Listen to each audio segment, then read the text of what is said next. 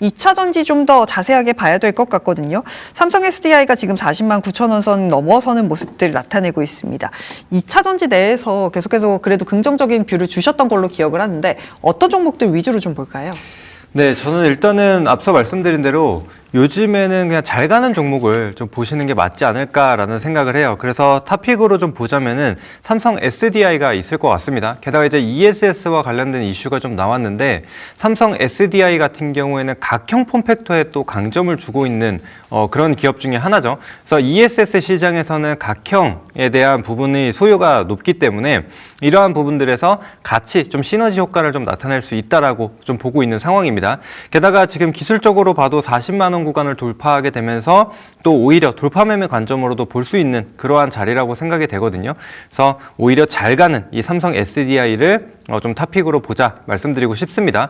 게다가 이번에 이제 전고체 배터리와 관련돼서도 이슈들이 계속적으로 나오고 있는데 또 인터배터리 2026에서 이 전고체 배터리를 공개를 하겠다라는 소식들이 좀 있었죠. 게다가 뭐 로봇과 관련돼서도 공개를 하겠다 이런 이슈들이 좀 있기 때문에 오히려 더 탄력적인 움직임을 보여줄 수 있지 않을까 생각을 하고 있습니다. 그래서 다양한 좀 재료를 가지고 있는 삼성 SDI이기 때문에 오히려 여기에 집중을 좀 한번 해보시면 좋을 것 같고 제가 오늘 또 오늘장 딜주로 또 2차 전지와 관련된 또 그런 재료를 가진 종목도 준비를 했거든요. 그래서 그거는 잠시 후에 좀 공개를 해드리도록 하겠습니다. 네, 2차 전지가 잘 가고 있는데 그 안에서 어쨌든 간 돌파 매매 관점으로 잘 가는 종목 삼성 SDI 계속해서 보자라고 말씀을 주셨습니다. 강호진 전문가께서도 비슷한 의견이실까요? MLCC 중소형주에서 더 기회 있을까요? 네, 저는 기회가 여전히 좀 남아있다라고 생각이 들거든요. 그러니까 저도 이제 마찬가지 관점이었습니다. 삼성전기 같은 경우에 지금 단기적으로 워낙 강한 상승을 좀 보였기 때문에 단기 조정이 충분히 나올 수 있는 구간이다라고 좀 생각이 돼서 좀 중소형주를 한번 같이 보자라는 동일한 의견입니다. 자, 그래서 정리를 해드리자면 지금 MLCC 관련된 종목 중에 원준이라는 또 종목이 있거든요. 그래서 이 기업 같은 경우에는 이 MLCC용 이 소송 열처리 장비를 국내 최초로 국산화한 그런 기업이라고 좀 보시면 됩니다. 그래서 실제로 이 삼성전기의 밸류체인에 좀 들어가 있는 기업이라고 좀 보시면 되는데 MLCC 같은 경우에도 만들 때 세라믹과 이 금속을 켠켠이 이렇게 쌓아 올린 다음에 그거를 구워야 됩니다. 그런데 그 구울 때 사용되는 장비를 원준이 생산해서 공급하고 있다라고 좀 보시면 됩니다.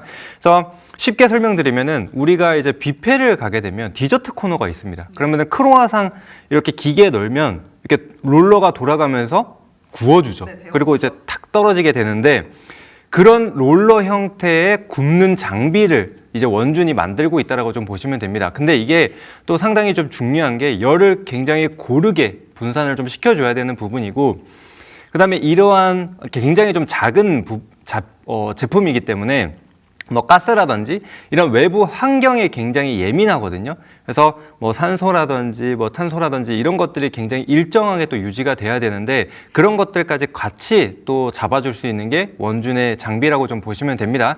그래서 이러한 부분들이 다시 한번 좀 재부각이 될 수 있다라고 좀 생각이 들고요.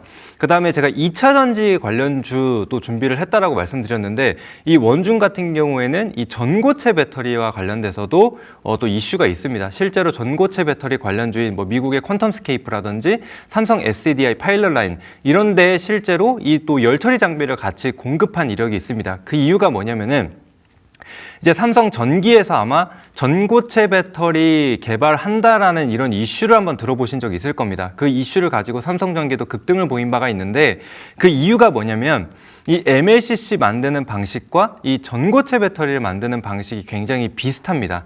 이제 그렇기 때문에 이제 삼성전기가 이제 전고체 배터리를 좀 만들겠다라는 것을 발표를 한 건데 자 그렇기 때문에 이 원준의 이 MLCC용 소성 열처리 장비가 전고체 배터리로도 쓰일 수 있다는 거예요. 그렇기 때문에 실제로 이미 공급 이력, 이 레퍼런스를 가지고 있다는 겁니다. 그래서 이제 전고체 배터리와 관련된 이슈가 또 인터배터리 2026에 나오게 된다라고 한다면은 두 가지 이 복합 테마를 가지고 오를 수 있는 게 바로 이 원준이다라고 생각을 해주시면 되겠습니다.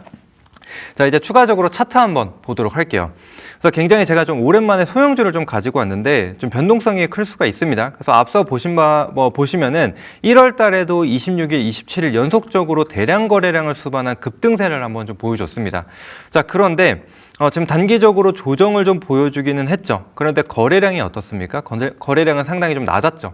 그런데 이제 다시금 거래량이 붙어주게 되면서 이제 이 상승폭을 좀 확대해 나가는, 그리고 이전 고점 구간을 좀 돌파하는 흐름들이 나타나고 있기 때문에 이런 추세들이 계속적으로 이어질 가능성이 좀 높다라고 생각을 해주시면 될 것 같습니다. 그래서 이런 흐름을 가지고 한번 지켜보자 말씀드리겠고요. 자, 우리가 1차 목표가 같은 경우에는 단기 고점을 확실하게 좀 돌파하고 다음 매물대 구간까지 올라갈 수 있다라고 좀 판단이 되거든요. 그래서 1차 목표가는 우리가 13,000원으로 한번 잡아보도록 하겠고, 그다음에 하단 손절 라인으로 봤을 때는 이전 저점이 좀 만들어져 있는 9,300원 구간으로 같이 봐주시면 되겠습니다. 네, MLCC에다가 전고체 배터리 모멘텀도 함께 가져갈 수 있는 종목입니다. 원준 이야기 들어봤고요. 조금 더 자세한 내용 궁금하시다면 하단 QR코드 통해서 자세한 내용들 함께 얻어가시면 좋을 것 같습니다.